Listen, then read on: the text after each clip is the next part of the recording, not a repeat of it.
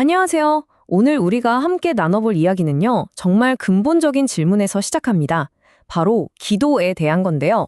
아마 많은 분들이 한 번쯤은, 기도, 어떻게 해야지? 하고 고민해 보셨을 거예요. 바로 그 지점에서 오늘 이야기를 시작해 보겠습니다. 자, 바로 이 질문이요.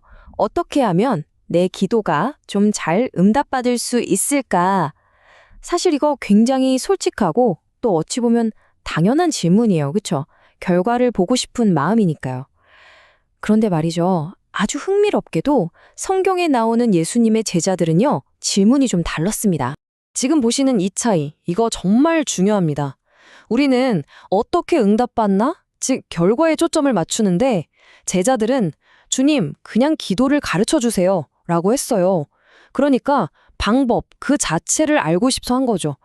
바로 이 작은 관점의 차이가 기도의 모든 것을 바꿔놓는 시작점이 됩니다. 그래서 첫 번째로 우리가 해야 할 일은 바로 이거예요.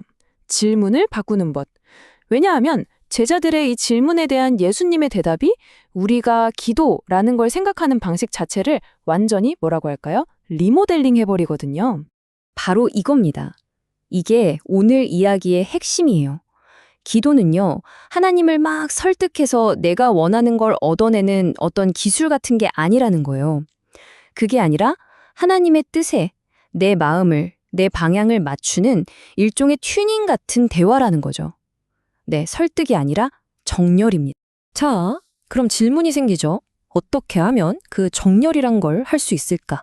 놀랍게도요, 그 힌트가 우리가 너무나 잘 아는 곳에 숨어 있습니다.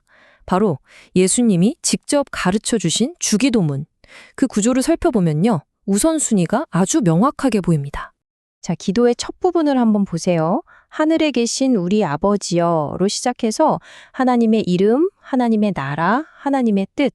여기에 혹시 네가 있나요? 없어요. 단 한마디도 없습니다. 전부 모든 포커스가 하나님께 맞춰져 있죠. 시작부터가 완전히 하나님 중심적인 거예요. 그러니까 핵심은 바로 이거예요.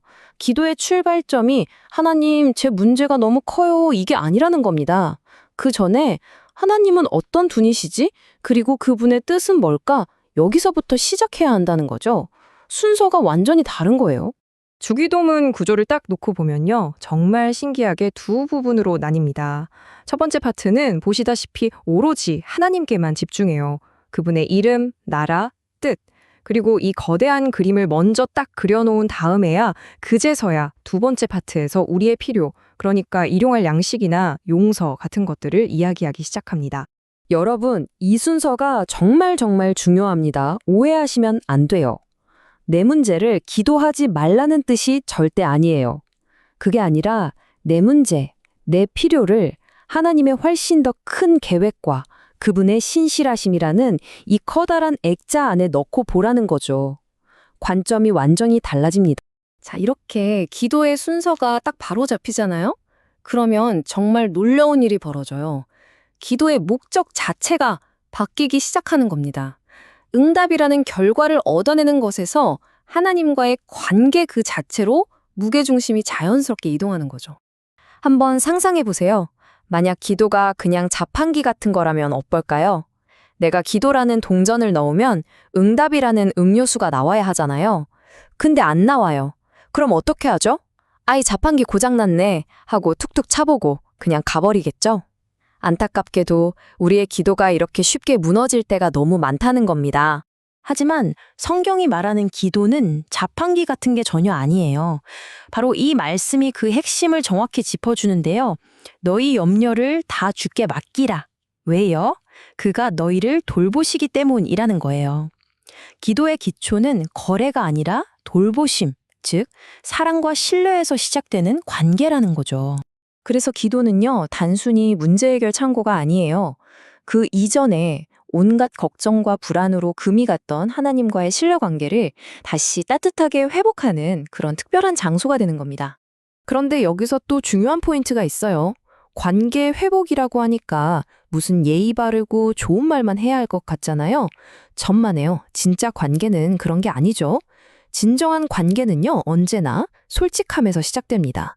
성경책, 특히 시편을 한번 펴보세요. 아마 깜짝 놀라실 거예요.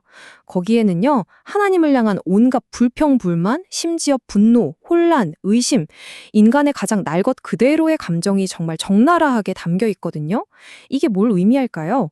우리에게도 그렇게 기도해도 괜찮아 라고 말해주는 것 같아요. 그러니까 하나님은요, 우리가 얼마나 유창하고 멋지게 기도하는지, 얼마나 거룩하게 보이는지, 이런 것에는 별로 관심이 없으신 것 같아요. 그분이 정말로 원하시는 건 그냥 꾸미지 않은 우리의 솔직한 마음, 바로 그거 하나입니다. 자, 이제 마지막 단계입니다. 어쩌면 기도의 가장 깊고 가장 어려운 경지일 수도 있겠네요. 바로 내 뜻을 내려놓는 용기에 대한 이야기입니다.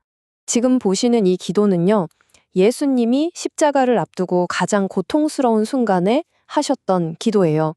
아버지, 할 수만 있다면 이 잔을 제게서 거두어 주세요. 라고 자신의 솔직한 심정을 다 쏟아내신 후에 마지막에 덧붙이신 말이죠. 우리는 흔히 이 기도를 듣고 아, 그냥 포기하신 거구나 라고 생각하기 쉬워요. 일종의 패배 선언처럼요. 하지만 전혀 아닙니다. 이건 패배가 아니에요. 오히려 내 계획보다 아버지의 계획이 더 완벽하다는 것을 저는 믿습니다. 라는 가장 위대한 신뢰의 표현인 겁니다. 네, 바로 이 문장이 오늘 이야기의 모든 것을 담고 있다고 해도 과언이 아닐 겁니다. 우리는 미래를 내 맘대로 바꾸려고 기도하는 게 아니에요. 그게 아니라 하나님이 만들어 가실 그 어떤 미래가 오더라도 그것을 기꺼이 받아들이고 감당할 수 있는 사람으로 나 자신을 준비시키는 과정. 그게 바로 기도라는 거죠. 결국 우리는 맨 처음 던졌던 질문으로 돌아왔습니다. 하지만 이제 질문의 내용이 완전히 바뀌었죠. 어떻게 하면 응답받을까라는 기술적인 질문이 아니라 나는 지금 누구에게 그리고 어떤 마음으로 이야기하고 있는가? 라는 아주 깊은 관계적인 질문으로요. 바로 이 새로운 질문을 우리가 붙들 때 우리의 기도는 더 이상 부담스러운 숙제가 아니라 정말 살아있는, 숨쉬는 대화가 될 거라고 믿습니다.